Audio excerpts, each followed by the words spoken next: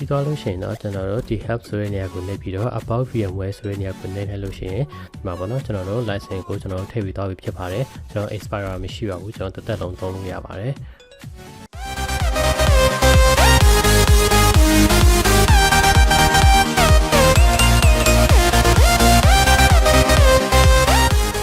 ဗီဒီယိုလေးမစခင်မှာကျွန်တော်ရဲ့ channel ကို like and subscribe လေးပေးခဲ့ကြဖို့ဖိတ်ခေါ်ချင်ပါတယ်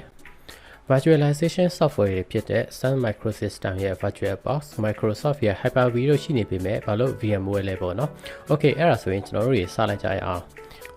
VMware က virtualization နဲ့ cloud computing အပိုင်းမှာပထမဆုံးစီးပွားဖြစ်အောင်မြင်တဲ့ကုမ္ပဏီတစ်ခုဖြစ်ပါတယ်ပြီးတော့သူ့ရဲ့ service တွေအများကြီးထဲမှာ virtualization နဲ့ cloud computing ကလူသုံးများပါတယ်ပြီးတော့လူသိလည်းများပါသေးတယ်တခြား virtualization software တွေဖြစ်တဲ့ VirtualBox နဲ့ Hyper-V တို့ထပ်တာနေတာတစ်ခုကတော့ Windows အတွက်တာမဟုတ်ဘဲနဲ့ Linux, Mac အစရှိတဲ့ platform တွေအတွက်လည်းရှိပါတယ်ကျွန်တော် personal အမြင်ကတော့ VMware ကတော့အကောင်းဆုံးလို့ပဲထင်ပါတယ်ဗျသူ့ရဲ့ user interface ကရိုးရှင်းတယ်သုံးရတာလွယ်ကူတယ်တခြား software တွေဆိုင်တော့တွက်လဲတွက်တယ်ပေါ့နော်ပြီးရင် error လည်းနည်းတယ်နောက်ပြီးရင် host ကနေ file တွေကိုလည်းကျွန်တော်တို့ drag and drop လုပ်လို့ရတယ်ပေါ့နော်မကောင်းတာတစ်ခုကတော့ဝယ်ရတာပေါ့ကျန်တဲ့ဟာကတော့ free ရတာဖြစ်ပါတယ်ဒါပေမဲ့ဒီနေ့မှာတော့တစ်နှစ်ကို$150လောက်ပေးဝယ်ရတဲ့ VMware Workstation Pro ကိုကျွန်တော်က free sharing လုပ်ပေးမှာဖြစ်ပါတယ် Okay အဲ့ဒါဆိုလို့ရှိရင်ကျွန်တော်တို့ installation ဘက်ကိုစလိုက်ကြရအောင်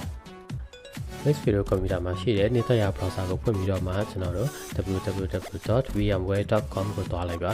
အဲဒီကနေပြီးတော့မှကျွန်တော်တို့ဒီအပေါ်မှာ anywhere workspace ဆိုတဲ့ဟာလေးရှိပါတယ်အဲဒါလေးကိုနှိပ်လိုက်ပါပြီးရင်တော့ကျွန်တော်တို့ဒီအောက်မှာပေါ့နော် desktop hypervisor ဆိုတဲ့ဟာလေးရှိပါတယ်အဲဒီက workstation pro ဆိုတဲ့ဟာလေးကိုနှိပ်လိုက်ပါဒီကနေပြီးတော့မှကျွန်တော်တို့ဒီမှာပေါ့နော် try workstation 16 pro ဆိုတဲ့ဟာလေးရှိပါတယ်ကျွန်တော်တို့ download try ဆိုတဲ့ဟာလေးကိုနှိပ်လိုက်ပါကျွန်တော်တို့ဒီမှာပေါ့နော် Workstation 16 Pro for Windows ရှိမယ် Workstation 16 Pro for Linux ရှိမယ်ပေါ့နော်ကျွန်တော်ကဒီ tutorial မှာတော့ကျွန်တော် Workstation 16 Pro for Windows ဆိုတဲ့ဟာနဲ့ကျွန်တော်ဆန်းပြပေးသွားမှာဖြစ်ပါတယ်download now ကိုနှိပ်လိုက်ပါ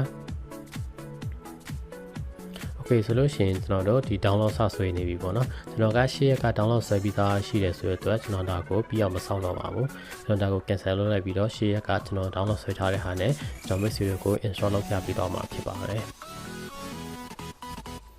Okay မိတ်ဆွေတို့ download လုပ်လို့ရလာတဲ့ software လေးပေါ့ကို right click ထောက်ပြီးတော့ run as administrator ဆိုတဲ့ဟာလေးကိုထည့်လိုက်ပါပြီးရင်တော့ yes ကိုနှိပ်ပေးပါ Okay ဆိုလို့ရှိရင်ကျွန်တော်တို့ installation လုပ်ဖို့အတွက်စနေပြီဖြစ်ပါတယ်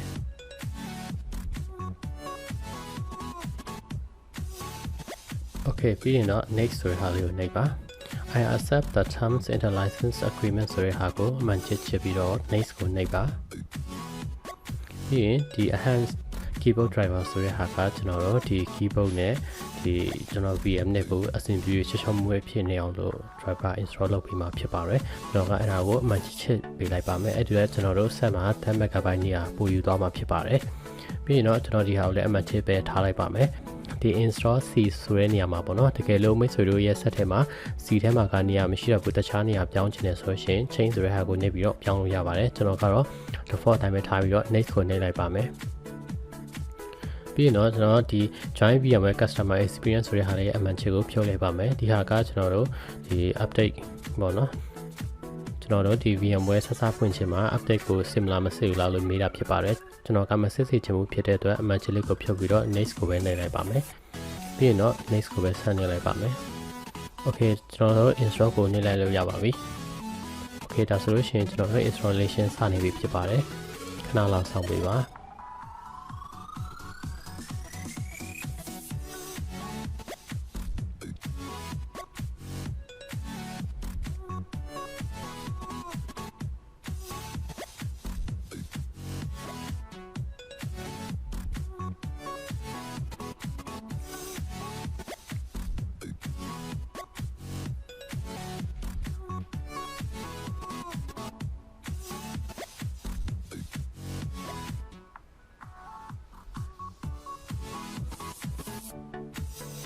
Okay ပြီးလို့ရှိရင်ကျွန်တော်တို့ဒီမှာပေါ့ license ကိုအခုထည့်လဲရတယ်ကျွန်တော်ကနောက်မှပဲထည့်လိုက်ပါမယ်ကျွန်တော်အခု finish ကိုနှိပ်ပြီးတော့ restart လုပ်လိုက်ပါမယ်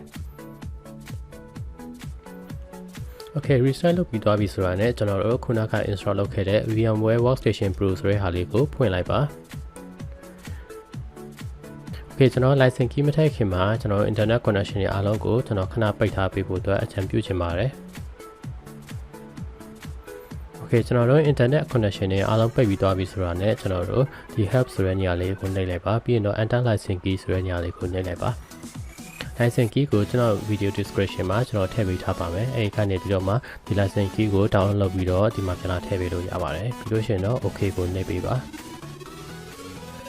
ပုံမှန်တိုင်းပဲကျွန်တော်တို့ yes ကိုနှိပ်ပေးပါပြီးတော့လို့ရှိရင်တော့ကျွန်တော်တို့ဒီ help ဆိုတဲ့နေရာကိုနှိပ်ပြီးတော့ about VMware ဆိုတဲ့နေရာကိုနှိပ်လိုက်လို့ရှိရင်ဒီမှာပေါ့နော်ကျွန်တော်တို့ license ကိုကျွန်တော်တို့ထည့်ပြီးသွားပြီဖြစ်ပါတယ်ကျွန်တော် expire မရှိပါဘူးကျွန်တော်တစ်သက်လုံးသုံးလို့ရပါတယ်ဆိုလို့ရှိရင်ကျွန်တော်တို့ VMware 16 Pro ကျွန်တော် install လုပ်ပြီးပြီ license လည်းထည့်လုပ်ပြီးတော့ပြီဖြစ်ပါတယ်အားလုံးကိုကျေးဇူးတင်ပါတယ်